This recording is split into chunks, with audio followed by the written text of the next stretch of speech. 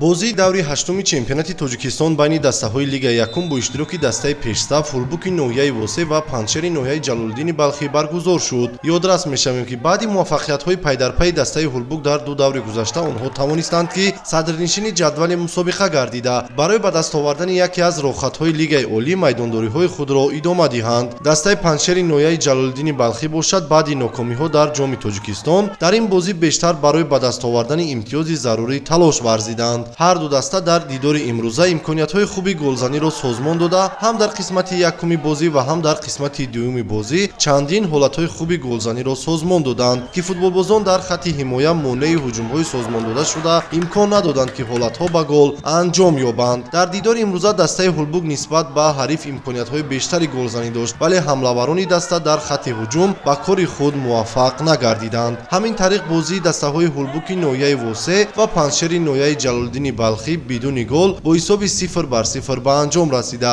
дастаҳо аз ин бозӣ як имтиёзӣ ба даст оварданд. Акнун дар даври навбатӣ дастаи Ҳулбук дар сафар бо дастаи Динамои шаҳри Душанбе андари майдони рақобат хоҳанд шуд. Дастаи Панҷшер бошад дебютанти Лигаи Якум аз вилояти Суғд дастаи Гулистонро дар майдони худ қабул мекунад.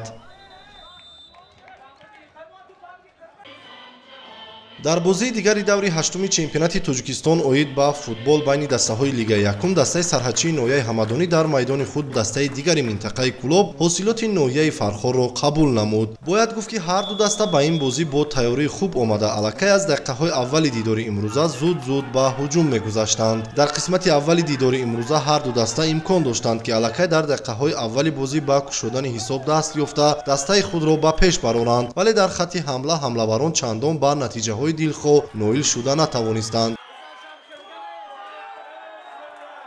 дар қисмати дуюми бозӣ бошад ситоди мураббиёни дастаи ҳосилот бо роҳбарии Ҷаваршоҳ Шоҳиёсов дар хатти ҳамла якчанд тағйирот ворид карданд. ҳамин буд ки дар дақиқаҳои аввали қисмати дуюми бозӣ дар як ҳуҷуми бобарор Далер Чолов баъди партофти ҳамлавари даста Нурулло Маҳмудов голи якуми дидори имрӯзаро ба самар расонида дастаашонро ба пеш бароварданд. дар идомаи бозӣ ҳамлавари дастаи Сарҳачии ноҳияи Ҳамадонӣ низ имкон дошт ки ҳисоби бозиро баробар кунад, вале баъди гузаштан аз хатти ҳимоя дар ҷаримагоҳи меҳмонон аз пой афтонида шуда имконияти голзаниро аз даст дод. бо гузашти чанд дақиқаи дигар аз дидори имрӯза нимҳиматгари дастаи ҳосилот Сайдалии Сафаралӣ бо голи задаи худ ҳисоби голҳои дастаашро афзун намуд ва бо ҳисоби 2-0 дастаи ҳосилот ба пеш баромад. ҳарчанд дар идомаи бозӣ дастаи Сарҳачии ноҳияи Ҳамадонӣ чандин ҳолатҳои хуби голзаниро созмон дода бошанд ҳам танҳо дар дақиқаҳои охири дидори имрӯза ба задани як гол шарафёб шуданд ва ҳамин тариқ ҳисоби бозӣ 2-1 ба фоидаи дастаи меҳмонон